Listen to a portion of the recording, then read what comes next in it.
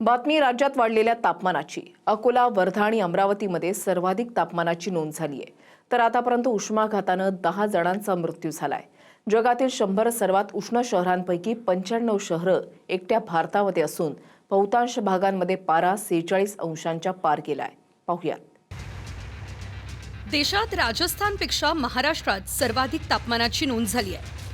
Real time जागतिक तापमान क्रमवारीनुसार जगातील सर्वात उष्ण 100 शहरांपैकी 95 शहरं भारतात आहेत। देशातल्या अनेक शहरांमध्ये पारा 40 अंशांच्याही पार गेलाय।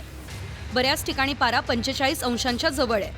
हवामान विभागाकडून पश्चिम हिमालयन प्रदेश, ईशान्य बिहार, ईशान्य भारत वगळता इतर भागांना उष्णतेच्या लाटेचा इशारा देण्यात आलाय।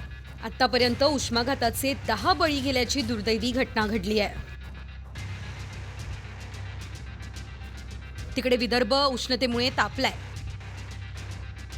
अकोल्यात सर्वाधिक म्हणजे 46.9 अंश आणि अमरावतीमध्ये 46.8 अंश इतक्या तापमानाची नोंद झाली आहे। महाराष्ट्रातल्या विदर्भातला अकोला जिल्हा सर्वात हॉट असल्याची नोंद आहे। अकोल्यात रविवारी 46.9 अंश सेल्सिअस कमाल तापमानाची नोंद झाली आहे। एप्रिल महिन्यातील मागील 5 वर्षांमधील हे सर्वाधिक तापमान मानलं जात आहे।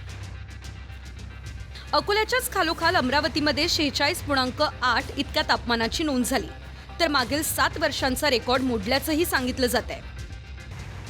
फरशीवर बेसनचा पराठा भाजतानाची ही दृश्य बघा, यावरून इथल्या तापमानाचा तुम्हाला अंदाज येईल। तर पॅनमध्ये तांदळाचा डोसा तयार करून उष्णतेची तीव्रता दाखवून देण्याचा प्रयत्न करण्यात आलाय।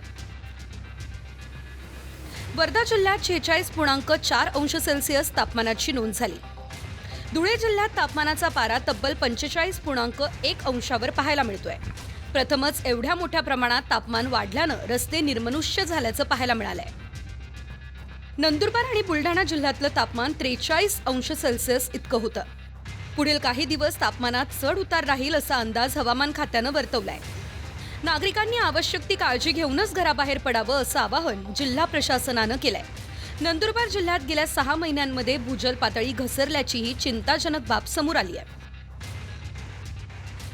उष्णतेच्या झळांमुळे विदर्भ सर्वात जास्त तापलाय। गडचिरोली 44.6, गोंदिया 44.4, नागपूर 45.4, बुलढाणा 43.5, भंडारा, चंद्रपूर 44। लातूरमध्ये उष्माघातामुळे 3 बळी गेले। लातूर जिल्ह्यात उष्णतेच्या लाटेमुळे शेतात काम करताना 60 वर्षीय शेतकरी लक्ष्मण दादाराव भंडारे यांचा मृत्यू झाला। लातूर जिल्ह्यातील निलंगा तालुक्यात औराद शहाजानी इथं तापमान 42.8 अंशांवर गेल्याचं बघायला मिळालं। शेतकरी लक्ष्मण भंडारेंचा शेतकाम करताना अचानक कोसळून मृत्यू झाला। दुसरी घटना औसा तालुक्यातल्या एरंडी गावात उष्माघातामुळे 25 वर्षाच्या तरुणाचा मृत्यू झाला। तर लातूरमधील तिसऱ्या घटनेत 9 महिन्यांच्या एका चिमुकलीचा बळी गेला।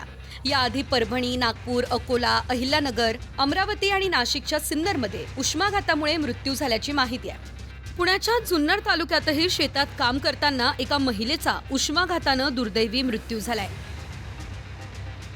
46.8 अंश सेल्सिअस तापमानाची नोंद झालेल्या अमरावतीत 4थी आणि 7वीच्या 16,668 विद्यार्थ्यांनी शिष्यवृत्तीच्या परीक्षा दिल्या। महाराष्ट्र राज्य प्राथमिक शिक्षक समितीने परीक्षा सकाळच्या वेळेत घेण्याची मागणी केलेली, मात्र ही मागणी फेटाळत परीक्षा घेण्यात आल्याचं बोललं जात आहे। ही परीक्षा उन्हात न घेण्याची मागणी महाराष्ट्र राज्य प्राथमिक शिक्षक समितीने शासनाला केली होती। त्या प्रकारचे निवेदन सुद्धा आम्ही दिले होते, पण शासनाने आपला हेका सोडला नाही। आज एवढ्या उन्हामध्ये विदर्भामध्ये आग ओकत आहे सूर्य, या याच्यामध्ये ही परीक्षा झाली आणि विद्यार्थ्यांना याचा खूप त्रास झाला। बुलढाण्यात 43 डिग्री तापमानात 3 पत्र्याच्या खोलीत शिष्यवृत्तीची परीक्षा घेतल्यानं पालक संतप्त झाले। पालकांच्या संतापानंतर शिक्षण विभागानं परीक्षेच्या खोल्या बदलून दिल्या। एवढा ते 43 डिग्री तापमानामध्ये टिनाच्या खोल्यांमध्ये 4थ्या वर्गाच्या मुलांना बसवलं। ते बोलले एका वर्गात 3 पंखे लावलेले। म्हटलं साहेब 3 नाही 4ही पंखे असले तरी टिनाची हवा शेवटी गरमच येणार आहे। मराठवाड्यातील छत्रपती संभाजीनगरमध्ये तापमानाचा पारा 43.4 अंशांवर गेलेला बघायला मिळाला। नांदेड जिल्ह्यात 42 तापमानाची नोंद बघायला मिळाली। परिणामी एप्रिल महिन्यातच काही लघु प्रकल्प तळ गाठू लागले। स्वप्नील उमपसह bureau report, TV9 Marathi, Vidarbha.